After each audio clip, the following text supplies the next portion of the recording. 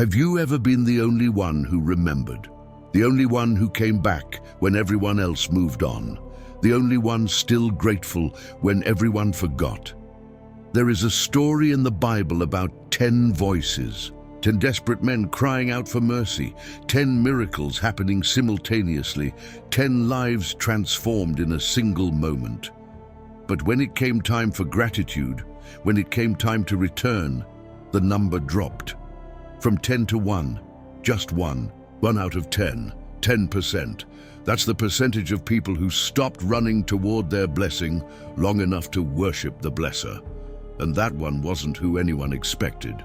Sounds familiar, right? We do this. We receive and we run. We get healed and we forget. We experience the miracle and we move on. 10 voices crying out, one voice returning. And there's something Jesus said to that one man that the other 9 never heard. Something that reveals the difference between being healed and being saved, between getting what you need and knowing who you need. So stay with me, because the story of 10 lepers healed and one grateful heart begins now. To understand this story, we need to go back to the dusty roads between Samaria and Galilee, a border region where Jews and Samaritans lived in tense proximity. A place where the rejected met the rejected. Imagine the scene. The sun blazing overhead, turning the sky white with heat.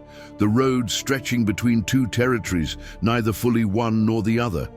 Dust hanging in the air, coating everything, sticking to skin damp with sweat. And there, living outside the village, forbidden from entering, were 10 men with leprosy. Leprosy wasn't just a disease. It was a death sentence wrapped in isolation. Your skin would begin to rot, white scales spreading across your body like death claiming you piece by piece. Your fingers would lose sensation, then decay. Your face would become unrecognizable. And worse than the physical horror was the social death. The moment you were diagnosed, you were cast out, removed from your family, banned from the city, forced to live in colonies with other lepers, waiting to die. And if anyone came near, you had to shout a warning: unclean, unclean, unclean. 10 men lived this nightmare. 10 voices that once laughed with children, sang at weddings, called out greetings to neighbors, now reduced to one word: unclean. According to Leviticus chapter 13, leprosy made you ceremonially unclean, not just sick, not just contagious, spiritually defiled. You couldn't enter the temple, you couldn't participate in worship, you couldn't approach God. The disease wasn't just physical death, it was spiritual exile. Have you ever felt so broken that you couldn't approach God? Have you ever carried something that made you feel spiritually unclean? That's where these 10 men lived, cut off from community, cut off from worship, cut off from God for years. But then they heard something that changed everything. Jesus of Nazareth was coming, the healer, the one who touched lepers and made them clean, the one who didn't run away from the broken, the one who saw outcasts and called them human. And these 10 men, these 10 voices that had been silenced by disease and shame, found their voices again. They stood at a distance, as the law required. They couldn't approach, couldn't touch, couldn't come close, but they could cry out, and they did. The Gospel of Luke chapter 17, verses 12 and 13, records the moment. As Jesus entered a village, 10 men with leprosy stood at a distance. They called out in a loud voice, "Jesus, Master, have mercy on us." Not one voice, not 2. 10 voices united in desperation, 10 hearts crying out together, 10 men who had nothing left but hope. Can you imagine the sound of that cry? The raw desperation, the years of pain compressed into one plea: "Jesus, Master, have mercy on us." And Jesus heard them, all of them. He stopped, he turned. He looked at 10 men whose faces were covered in disease, whose bodies were rotting, whose lives had been stolen by leprosy. And he spoke 10 words that would change everything. "Go, show yourselves to the priests." That's it. No touch, no ceremony, no dramatic moment, just a command. Go show yourselves to the priests. And here's the first lesson many miss. Nothing had changed yet. Their skin was still covered in white scales, their bodies were still broken, their leprosy was still visible. Jesus told them to do something that only made sense after they were healed. This is what faith looks like. Faith obeys before seeing results. Faith moves before understanding how. Faith says yes, even when the evidence says no. The priests were the ones who examined lepers and declared them clean or unclean, but they were still unclean. Going to the priests while still diseased risked public humiliation. It required walking by faith, not by sight. And they walked, step after step, trusting a command that defied all logic. And as they went, the Bible says, they were cleansed. Not before they obeyed, not after they arrived. As they went, as they walked in faith. Picture what happened next. 10 men walking together on a dusty road, and then it starts. One man feels his fingers tingle, sensation returning to dead nerves. Another watches as white scales begin to fall from his arm like dead leaves, pink, healthy skin appearing where moments before there was only decay. The healing spreads across them all as they walk, hands regenerating, arms clearing, faces transforming. Can you imagine that realization? Years of death being reversed in seconds, the impossible happening right there on the road. They were healed. Every single one. They had been dying. Now they were alive. They had been outcasts. Now they could go home. And they ran. Of course they ran. They had families they hadn't touched in years, children they hadn't held, homes they'd been banned from. They ran toward Jerusalem, hearts pounding, voices already rehearsing what they would tell the priests. We're clean, we're healed, we can come home. There's nothing wrong with that, it's human, natural. But here's the second lesson this story teaches. The miracle didn't change anyone's heart. It simply revealed what was already inside. All 10 received the same healing.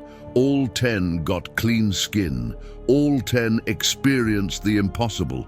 But what they did next exposed who they really were. Because blessings don't transform character, they reveal it. 9 ran toward what they received. 1 stopped. His feet slowed. His heart pulled him backward. Something in him refused to keep going. Have you ever felt that pull, that tug backward when everyone else is moving forward? 1 man out of 10. While 9 ran toward what they received, 1 walked back toward who gave it. While 9 focused on their healing, 1 focused on the healer. While 9 moved toward their future, 1 returned to say thank you. That voice inside that says, this isn't finished yet, this isn't just about the healing, this is about him.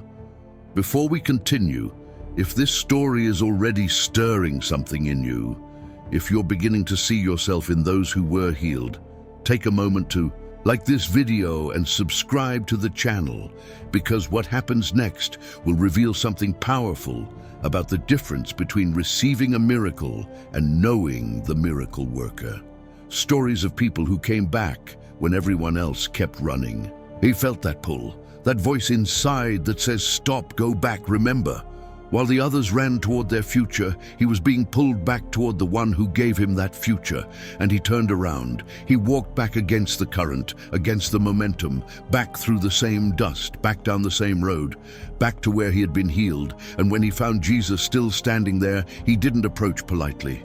He fell on his face to the ground, tears streaming, voice breaking with gratitude, no holding back, no restraint, just overwhelming gratitude pouring out of a man who had been dead and was now alive.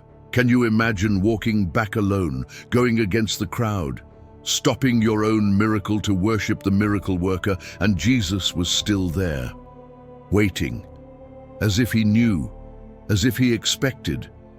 And when this man fell at his feet, Jesus asked a question that revealed he had been counting. Luke chapter 17, verse 17 records Jesus' words. Were not all 10 cleansed? Where are the other 9? Where are the other 9? 3 words, but listen to the weight in them. Jesus wasn't just asking a question, he was revealing something about the human heart. He noticed, he counted, he saw who didn't return. and he cared. Jesus wasn't demanding gratitude. God doesn't need our thanks to keep being God. But the question exposed something devastating about human nature: how quickly we forget, how easily we move on, how naturally we take credit for what God alone provided. And then Jesus asks something that changes how we hear this entire story. Was no one found to return and give praise to God except this foreigner? This foreigner, let that word sink in. The Gospel of Luke is careful to mention it, deliberate, specific, because here's the shocking detail most people miss.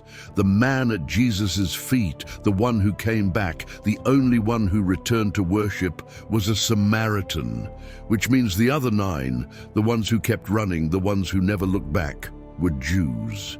Think about what that means. The chosen people, the ones who knew Scripture by heart, the ones who attended synagogue every Sabbath, the ones who prayed the Psalms of thanksgiving, the ones who knew Leviticus commanded gratitude offerings. They kept running.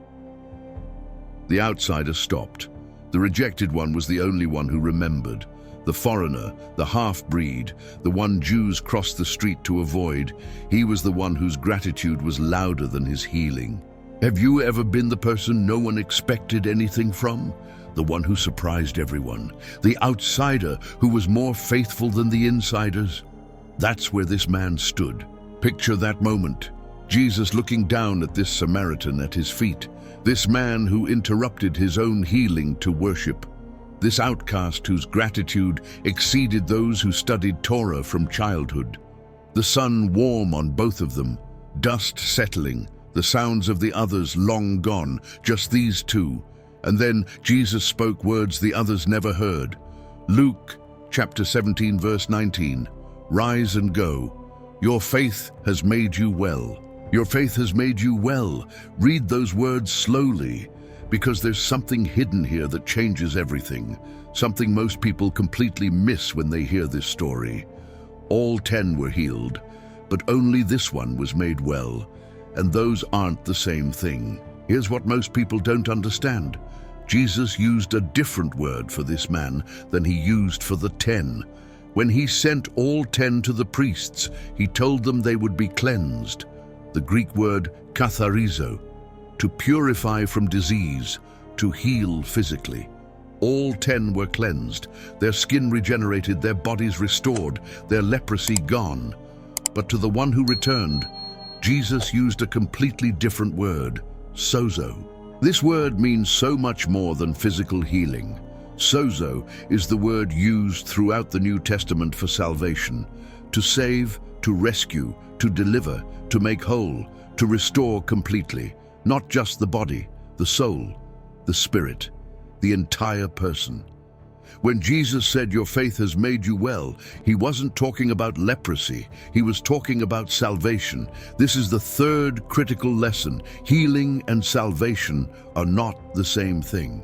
You can be healed on the outside and still be dead on the inside. You can receive miracles and remain spiritually empty.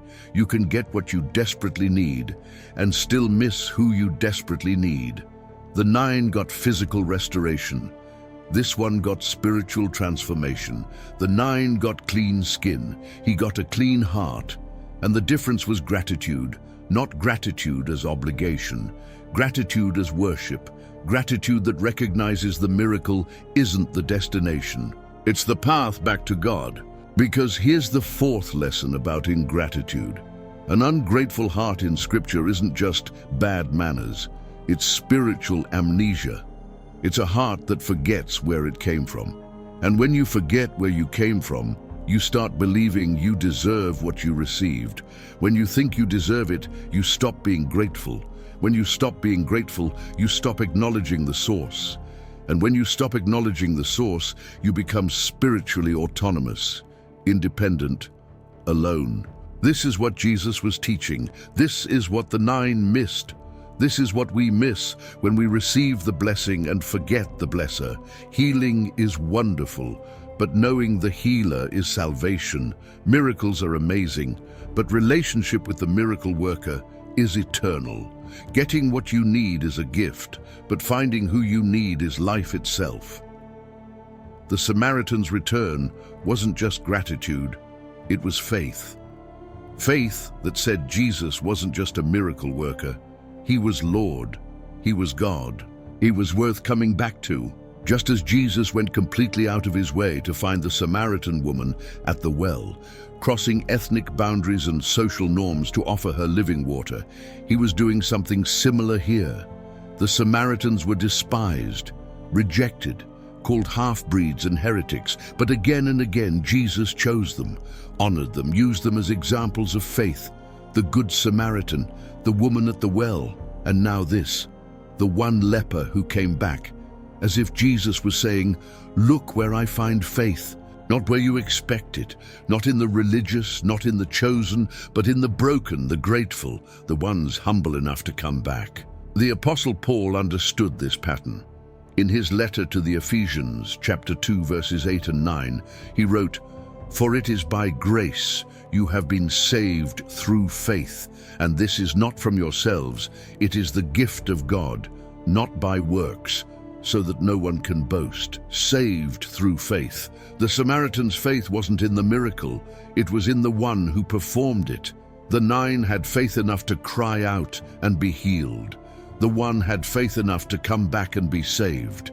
That's the difference between religion and relationship, between transaction and transformation. So what do we learn from this story? First, gratitude is spiritual memory. The 9 experienced the miracle and moved on. They got what they needed and forgot who provided it. This is what happens when we lose spiritual memory. We start seeing God's blessings as entitlements. We start believing our prayers were answered because we deserved them. We forget that every good gift comes from above. This man could have kept running. He had family waiting, years of isolation ending. He could have said, "I'll thank Jesus later. Right now I need to get home." But he didn't. He stopped his reunion to worship because he understood something the others missed. Gratitude isn't about what you say, it's about where you run. The 9 ran toward their blessing. He ran back to the blesser. And that made all the difference. Not just for that moment, for eternity. Have you been so focused on what God gave you that you forgot who gave it? This is the test of every blessing. Will it draw you closer to God or pull you away from Him? The 9 got healing and independence.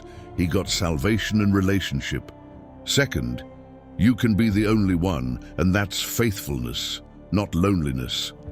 1 out of 10. He walked back by himself. He worshipped while others ran. He remembered while others forgot. Have you ever felt alone in your gratitude? Like you're the only one who still prays, the only one who still believes? He wasn't lonely when he fell at Jesus' feet. He was in the presence of God. One voice praising is worth more than 9 voices silent. One heart grateful is worth more than 9 hearts indifferent. If you're the only one in your family who still prays, you're not alone. You're exactly where you should be. Don't let the absence of others discourage your presence. Jesus heard this man. He noticed he returned, and he honored him with salvation. Finally, there are 2 kinds of faith. And this story reveals both, faith that seeks miracles and faith that seeks the God of miracles. The 9 had the first kind. They believed Jesus could heal them. They cried out, they obeyed, they were healed. Their faith was real, but it was immature. It stopped at the blessing. This man had mature faith. He didn't just believe Jesus could heal. He recognized Jesus was worth more than the healing itself. His return wasn't religious obligation.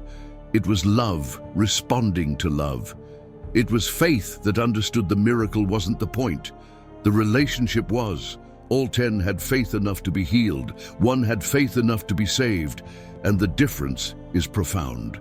Faith that only seeks what God can do for you will always leave you empty, even when your prayers are answered, even when miracles happen, because you're relating to God's hands, not His heart.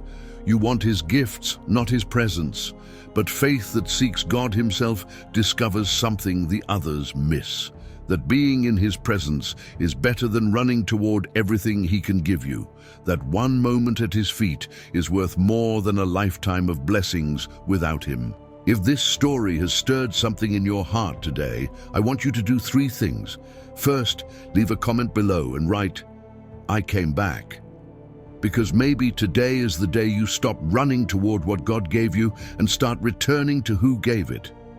Maybe today you realize that being the only one who remembers makes you faithful, not different. Second, subscribe to this channel and turn on notifications.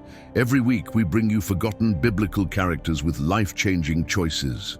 Stories that prove being different from the crowd isn't loneliness, it's faithfulness.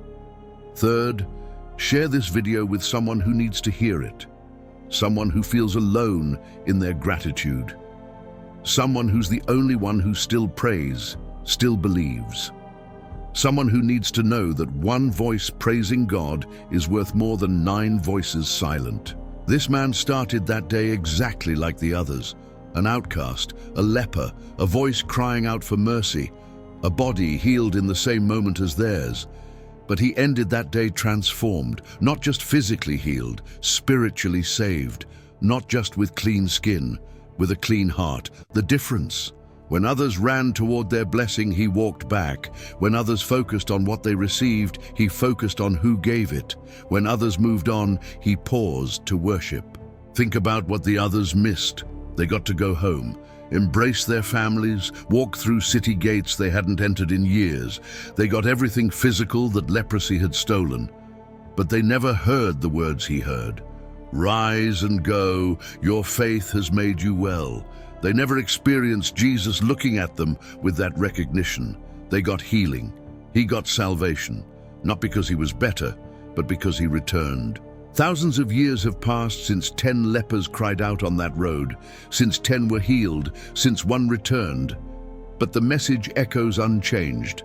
One voice praising God is worth more than 9 voices silent. Being the only one who returns isn't loneliness, it's faithfulness that Jesus honors with salvation. And now the question isn't about them, it's about you. Which of the 10 are you? Are you one of the 9? The one who receives, celebrates, gives quick thanks, and moves on, who prays when in need but forgets when receiving, who cries out in crisis but remains silent in blessing? Or are you the one who returns, who bows down, who cannot move on without first acknowledging where grace came from? The difference isn't in the size of your faith, it's in its direction. All 10 had faith, 1 out of 10 had gratitude, and gratitude isn't just good manners, it's the doorway to knowing God, because you can have everything you prayed for and still be lost, or you can have very little but have Jesus and be complete. Today, Jesus is asking you through this story, will you be the one who returns? Not because you have to, but because something in you knows this isn't just about the blessing. This is about him. And the answer is you. No matter if everyone else moved on, no matter if you're the only one who still prays, no matter if returning feels like walking against the crowd, you can turn around. You can be the one. And when you do, you'll hear what the others never heard. Your faith has made you well. Here's what this story ultimately reveals.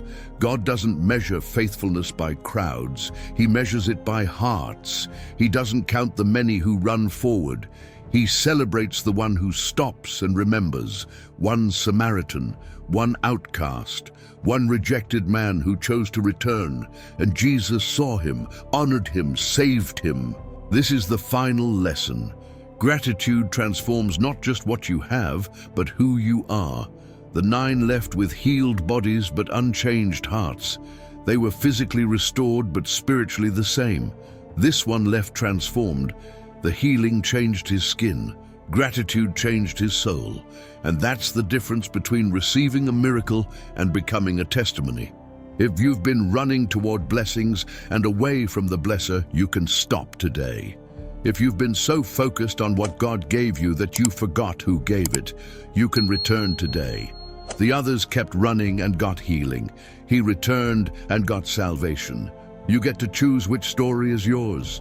And when you make that choice, when you stop and turn back, you'll discover what he discovered, that Jesus was waiting, that he noticed, that one voice praising him is heard above all the noise. That being different from the crowd is exactly where he wanted you. May this story remind you that gratitude is the bridge between miracle and salvation, that one person returning is worth more than 9 people moving forward, that being the only one who remembers is faithfulness, that Jesus sees you return and honors your worship with wholeness.